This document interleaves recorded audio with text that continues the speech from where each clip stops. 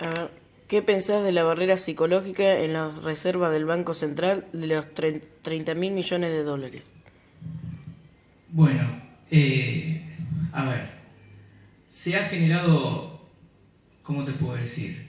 Se ha generado toda una estrategia para hacerle creer a la gente que los 30.000 millones de dólares en la reserva del Banco Central son algo crítico, ¿no? Que por debajo de esas reservas puede llegar a pasar un daño muy grande, una catástrofe en el país. Y a decir verdad, la primera vez que escucho hablar de barreras psicológicas, en este caso los 30.000 millones de dólares, es ahora, en este último tiempo.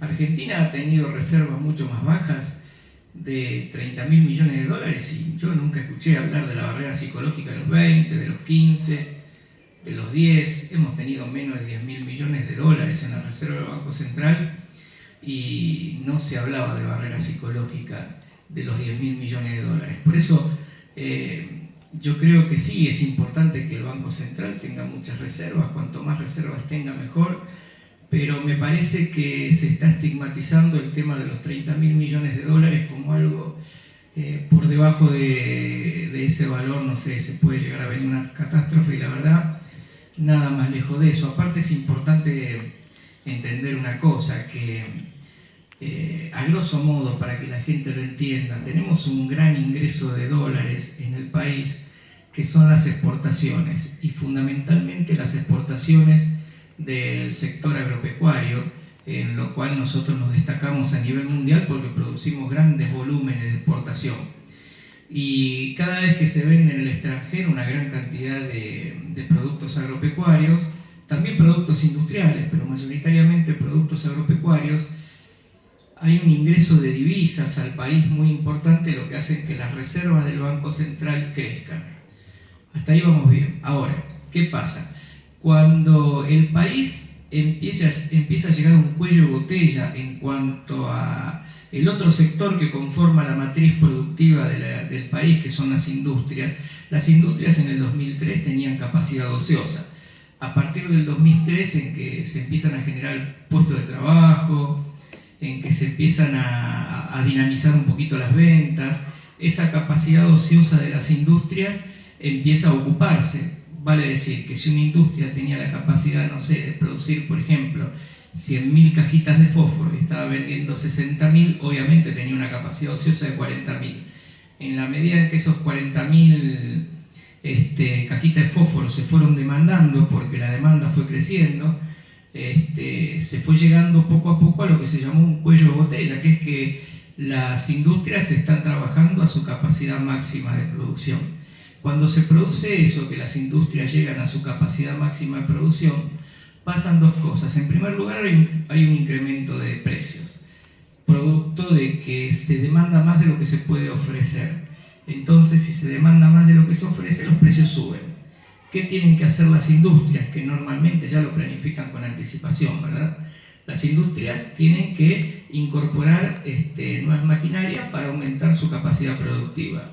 O tienen que mejorar la maquinaria que tienen por una máquina más nueva que haga mayor cantidad de producción en la misma unidad de tiempo. Entonces, Argentina todavía no es un país que tenga toda la tecnología de punta del mercado en cuanto a líneas de producción de diferentes productos. Entonces se compra en el extranjero. Cuando se compra en el extranjero se pagan con divisas. Entonces a todas las divisas que entraban y que se acumulaban como reservas en el Banco Central, producto de las exportaciones de productos agropecuarios, se le restan las divisas que salen del país cuando el país tiene gastos en divisas fronteras afuera. O sea, cuando una industria, por ejemplo, incorpora una máquina, incorpora tecnología, cuando la gente se va a vacaciones, todo eso se paga en divisas y eso sale de la reserva del Banco Central.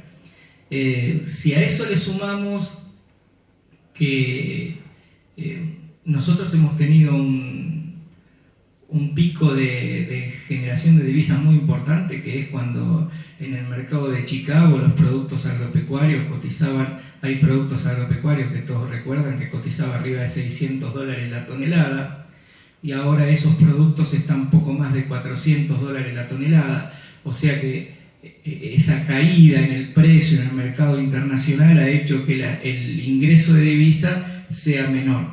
También hay un poquitito, bueno, de especulación, porque estamos llegando a un cambio de gobierno y hay sectores que especulan esperando que el tipo de cambio los favorezca para poder liquidar su producción, sobre todo la producción agropecuaria. Entonces, ¿qué pasa? Todo ese conjunto de cosas hace que las reservas empiecen a achicarse. Se cotiza a menor precio los productos en el mercado de Chicago, los productos agropecuarios. Se empiezan a industrializar las empresas y se empieza a pagar con divisas esa tecnología que incorpora. Y la gente que empezó, querramos o no, hay una realidad, la gente empezó a viajar al extranjero y empezó a gastar en divisas. Hace años atrás eso era impensado. Hoy, afortunadamente, hay mucha gente que lo puede hacer, ¿no? Y nadie critica que lo hagan, pero eso también implica una salida de divisas y el pago de deuda. El pago de deuda también es una salida de divisas, porque no es que se piden divisas para pagar deudas y lo único que se hace es patear la pelota para adelante a través de un préstamo para pagar una deuda o intereses de una deuda, sino que se está pagando la deuda con la reserva del Banco Central. Entonces, a mí me parece un poco injusto esto de la barrera psicológica de los 30.000 millones de dólares, porque se dice, está bien, ha bajado de 30.000 millones de dólares la cantidad de divisas en el Banco Central, de reservas en el Banco Central, pero también hay que decir todo lo demás, que no es poca cosa, ¿no es cierto?